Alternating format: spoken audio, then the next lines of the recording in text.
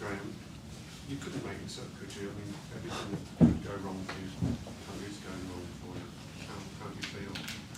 Yeah, it's really frustrating. It's incredibly challenging. It's a tough moment. I feel for the supporters. We're disappointed to lose tonight. I thought relatively even game in the first half. We had a couple of good chances.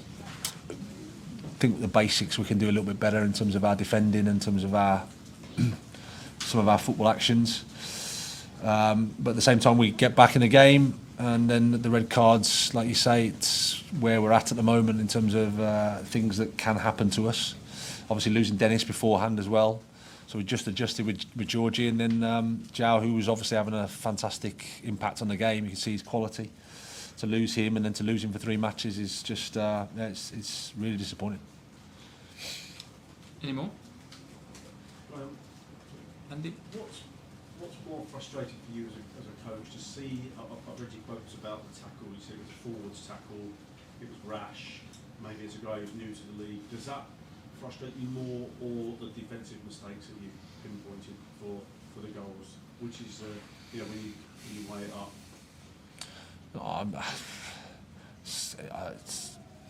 All of them will be learning moments. I mean, like I said, João is a young player. He's a top player. You can see his quality. You can see what he brought to the game.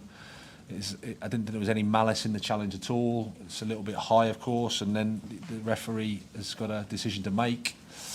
He'll learn from it, and like I said, probably rather than anything fantastic from the opponent, it was more our basic actions that can do better, and that's what we have to improve. Jacob.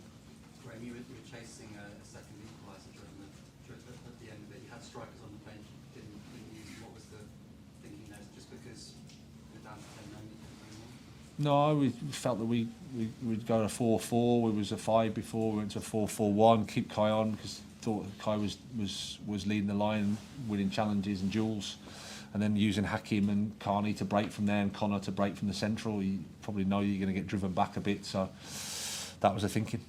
Nizal. How hard is it to break the negative cycle? Because it almost feels like the red card was a sort of case of beating yourself. It's like an emotional act that sort of cost you.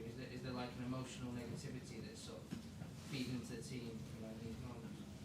I don't think it was an emotional one from Jard. It didn't feel that way to me. It was just a miscontrol maybe, and then just a football action that can happen, and the speed of the Premier League and a game of football at this level. Like I said, there was no malice. He didn't want to go and hurt anybody. He didn't lose his head. It was just what it was. So sometimes these things happen and they're against you, and you have to suffer. And believe you me, we are suffering at the moment.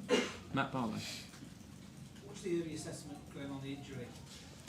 The top of his, the only assessment is it's at the top of his quad. So he just felt it when he cleared the ball, I think it was. But in terms of the extent of it, too early to say. Jerry.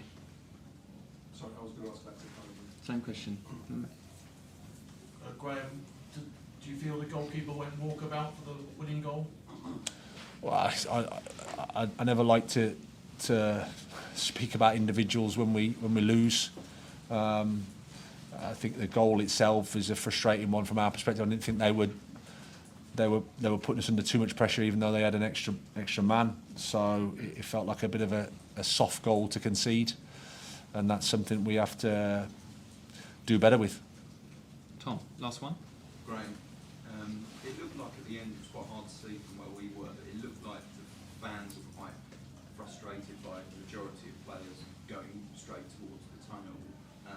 Do you still sort of feel the support from them towards the end?